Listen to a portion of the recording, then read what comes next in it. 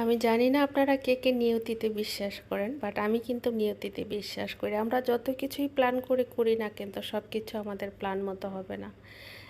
সেটাই হবে যেটা আমাদের বিধাতা লিখে রেখেছেন। আসসালামু আলাইকুম সবাইকে। আলহামদুলিল্লাহ আমরা ভালো আছি। আশা করি আপনারাও ভালো আছেন। যে যেখান থেকে দেখছেন, সম্পূর্ণ ভিডিওটি দেখার জন্য আমন্ত্রণ রইল। এই কথাটা বলার পিছনে অবশ্যই একটা রিজন। আসলে গত 1-1.5 বছর আগেও আমি কখনো কল্পনা করিনি যে আমি আমার বাবার বাড়িতে ঈদ করতে পারবো। আমার বাবা মার অনেক বয়স হয়েছে, আমার বিবাহিত জীবন 24 বছরের।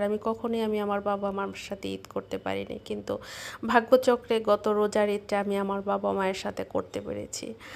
আর ভাগ্যচক্রে এবার দেখা গেছে ছোট বোনটাও আমার সাথে চলে আসছে ঈদ করতে। ও কখনোই ঢাকায় এসে ঈদ করেনি, মানে ঈদের দিন কখনোই আমি আমার বাবা মার কাউকে দেখতে পাই না, বা আমার কাছেও কেউ আসতে পারে না, আমিও যেতে পারি না, এমনটা পরিবেশ ছিল। কিন্তু সম্পূর্ণ পরিবেশটাই উল্টে গেল।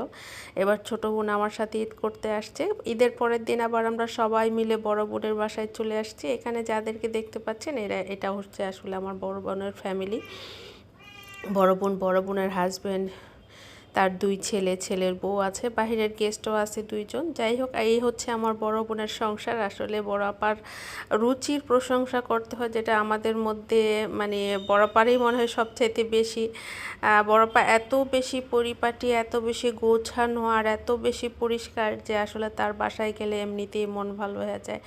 সব কিছু তার মনের মতো পারফেক্ট করে সে সাজিয়ে গুছিয়ে পরিপাটি করে সব কিছু রেখেছে। হয়তো আমরাও চেষ্টা করি, বাট অনেক সময় ফিনান্সিয়াল ব্যাপার একটা আছে। তার অর্থনৈতিক যে সচ্ছলতাটা আলহামদুলিল্লাহ আল্লাহ দিয়েছে, হয়তো বা তার মতো সচ্ছল না আমরা, তাই সচ্ছলতার কারণে হয়তো বা কিছুটা ঘাটতি আমাদের মধ্যে থাকে। বাট আলহামদুলিল্লাহ আল্লাহ তাকে ভালো রেখেছে। আর এই যে ফ্ল্যাটটাতে আছে, এই ফ্ল্যাটটা তারা গত 22 বছর হবে মেবি, বা তার চাইতে বেশি হবে। তারা নিজেদের ফ্ল্যাট, আলহামদুলিল্লাহ এখানে 2টা ফ্ল্যাট ছিল, তবে একটা ফ্ল্যাট বিক্রি করে তারা আবার সাভারে বাড়ি করেছে। সেখানেও তাদের আলহামদুলিল্লাহ 5 কাঠা জায়গার উপরে দোতলা একটা বাড়ি আছে, সম্পূর্ণ ভাড়া দেয়া।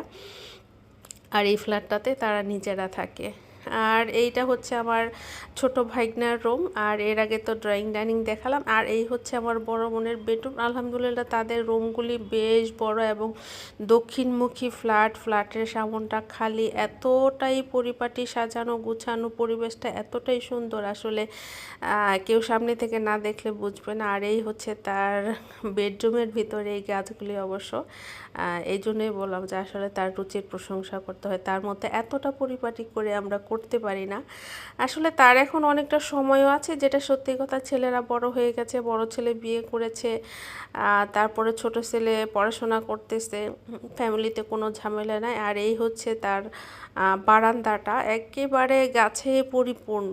এইসব গাছ তার ভীষণ পছন্দের। আর এত বাতাস তার এই বেডরুমটাতে বাহির থেকে আসে, যে তার বিল্ডিংয়ের সামনে অ্যাকচুয়ালি অনেক বড় বিল্ডিং নাই, বেশ ফাঁকা জায়গা দেখতেই পাচ্ছেন। এই যে জায়গাটা দেখতে পাচ্ছেন, এরপরেই কিন্তু বোটানিক্যাল গার্ডেনটা। সুতরাং বুঝেই যাচ্ছে বোটানিক্যাল গার্ডেনের আশেপাশে যেসব বাসা, এইসব বাসাগুলিতে কিন্তু প্রচুর বাতাস হয়, আলো বাতাস সব কিছুতেই পরিপূর্ণ। আলহামদুলিল্লাহ দুপুরের খাওয়া দাওয়ার আয়োজন চলছে। তো ঈদের দিন আমি আপাকে বলছিলাম যে আপনি আসেন। আপা বলল যে না, আগে তোরা আয়, তারপরে হয়তোবা আমি যাব। হয়তোবা আশা করি শুক্রবার আপা আসতে পারে। আর এই হচ্ছে তার আরেকটা বারান্দা। এই বারান্দাটা একটু ছোট। আর এটা হচ্ছে বড় ছেলের বেডরুম, মানে বড় ভাইগনার বেডরুম। এখানে হচ্ছে সবাই মিলে গল্প করতেছে। আমার ছেলে আছে, আমার বড় বোনের 2 ছেলে আছে, আর ছোটো বোনকে তো মোটামুটি অনেকেই চিনেন। মাশাল্লাহ আমার সবচেয়ে ভালো লাগে এই বাসার যে বেডরুমগুলি অনেক বড় বড়। তুলনামূলক বেডরুমের তুলনায় ড্রয়িংটা শুধু একটু ছোট। যাই হোক, রাতের বেলা খাওয়া দাওয়া করে আবার আমরা বাসায় ফিরে আসলাম। সবাই ভালো থাকবেন, সুস্থ থাকবেন।